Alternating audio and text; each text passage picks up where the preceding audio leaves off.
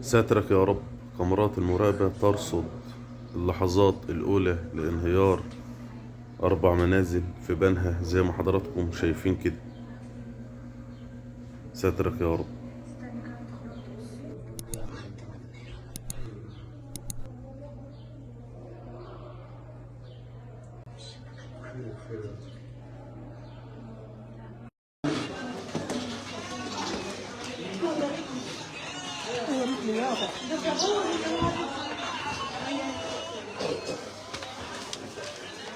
اليوم في قرية كفر الحمام التابعة لمركز ومدينة بنها.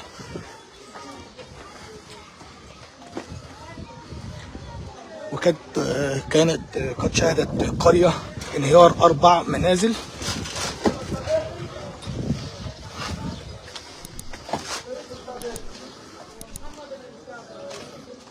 معانا الاهالي هيحكوا لنا التفاصيل ويقولوا لنا ايه بداية الواقعة.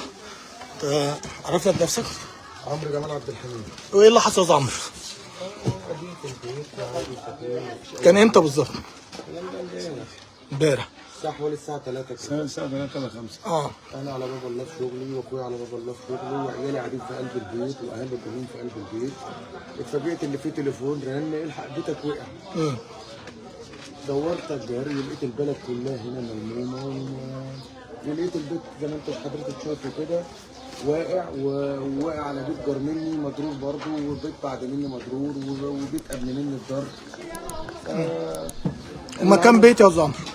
هما كده 4 بيوت. 4 بيوت. 4 بيوت مش بيت واحد. 4 بيوت. بيت انا وقع 5 ادوار وقع على بيت جيراني. البيت بتاعك مكون من كام دور؟ 5 ادوار. 5 ادوار. ساكنين كلكم وكنتوا قاعدين في البيت ولا زي ما اتقال ان انتوا اصلا ما كنتوش قاعدين في البيت والبيت قديم؟ لا قاعدين في البيت انا واخويا ووالدتي وساكنين عيشه كامله في البيت. العزال موجود. تمام. العزال موجود تحت البتاع. العفش كله موجود في قلب البيت. انتوا ما لحقتوش تخرجوا اي حاجه ولا؟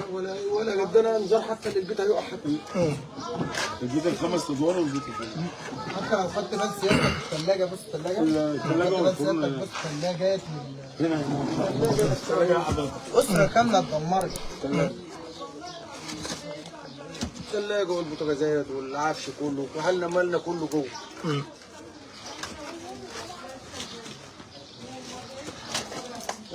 بنناشد الساده المسؤولين اللي ربنا يقدرهم عليه بقى يشوفوا البلوه اللي احنا فيها دي. تمام. انت حضرتك برضو متضرر؟ انا متضرر حضرتك صاحب العقار البيت الفلاحي والبيت اللي هو مكون من 3 ادوار. عفشي في البيت الفلاحي كله اتدعجم بعزالي والبيت ال3 ادوار متصدع زي ما حضرتك صورت وشفت. وانا واهلي قاعدين في الشارع وعمرو واهله قاعدين في الشارع وزي حضرتك كده زي ما قافلين البيت ونايمين في الشارع كده من امبارح. عايزين نشوف حل مع المسؤولين. اي حد يحل لنا المشكله دي. احنا ايدينا مش طايله. انت البيت بتاعك كام دور يا فندم؟ البيت بتاعي اللي هو الفلاحي مكون من طوب احمر ولوح والبيت الثاني 3 ادوار. تمام. فعايزين نناشد المسؤولين ان حد يشوف لنا حل لان احنا ايدينا مش طايله. احنا ناس على الله ورزقيه. تمام. كنت انا ولا جيراني ناس على الله ورزقيه. تمام. كلنا ورزقيه. تمام. فعايزين اي حد يساعدنا باي حاجه ان احنا نعرف في النسيبه اللي احنا فيها دي مش عارفين نعمل ايه. انتوا قلتوا لنا ان انتوا مش عارفين تحركوا اي حاجه. نعمل اي حاجه ولا عارفين نخش بيوتنا. احنا قاعدين في الشارع من ساعه الحادثه دي كده. نايمين من امبارح حضرتك من ساعه ما المركز اهلي كلهم قاعدين في الشارع. كل اهلنا في الشارع زي ما حضرتك شايف. تمام. اتفضلي يا حاج. عايز في الشارع ودينا كل حاجتنا وحاجتنا اللي اتدمرت كلها. والنبي ارجوكم شوفوا لنا حل. ارجوكم شوفوا لنا حل عشان الاطفال الحاجات دي كلها حاجتنا كلها باظت. انت بيتك يا حاج؟ ربنا يصبرك يا حاج ان شاء الله. ربنا يصبرك. على الله كل حاجتنا وعيالنا لا في الشارع بقى. ربنا يصبرك يا حاج وعدك على الله ان شاء الله باذن الله. هو ايه اللي حصل اصلا يا حاج؟ هو كده. كان امتى بالظبط؟ الساعة 2 الظهر. الساعة 2 الظهر. تمام. ايه اللي حصل بقى؟ انت حضرتك كنت موجودة؟ انا لا ما كنتش موجود. كنت في مشوار من لطف ربنا ان انتم معظمكم ما كانش موجود. تمام. كانت مراتي واولادها هي وعيالها ال3 كانوا في البيت. كانوا 3.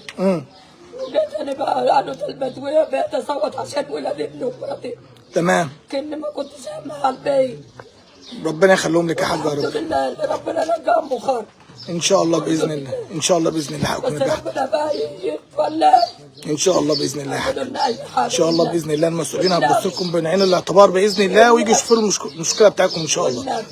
ان شاء الله. هتشوفوا حل في الموضوع ده.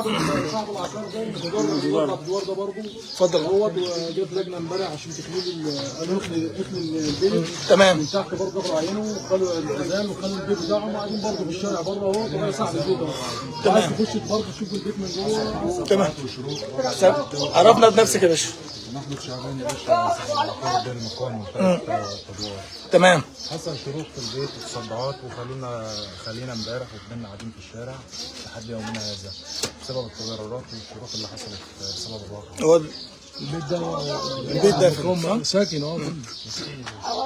في 3 اسر برضه. ايوه 3 هو دخل يعني كده كام تقريبا كام 9 بيت؟ اسر 9 اسر 9 اسر. كل بيت فيه 3.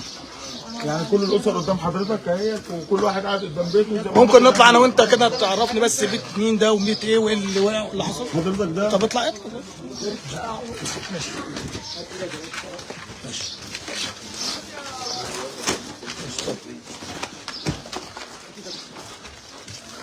ماشي ماشي. ده بالفعل هنا ده البيت اللي كان بالمسلح ال5 ادوار. تمام. انت كنت ساكن فيه بقى انت ومين؟ انا واخويا ووالدتي.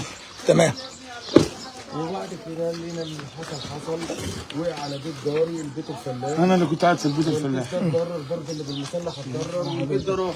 ده انا قاعد في البيت الفلاحي ووالدتي واخويا قاعدين في البيت اللي هو بالمسلح. تمام. والدتي قدام حضرتك هناك. وفي اضرار اصلا متصدع يا باشا. مصروف فوق برضه والاعمده اللي في النص والعمود والسلم بالعمود كل ده متصدع تحت.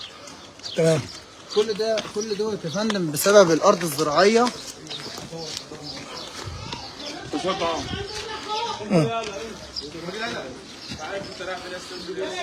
طيب كان ده كله بسبب الارض الزراعيه مش زي الصرف الصحي زي ما اتقال يعني. تمام. تمام. تمام. تمام.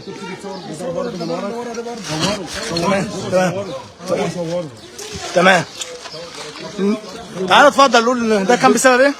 بسبب تخش تحت السلمات بوشه البيوت. بسبب زراعه الرز يا استاذ.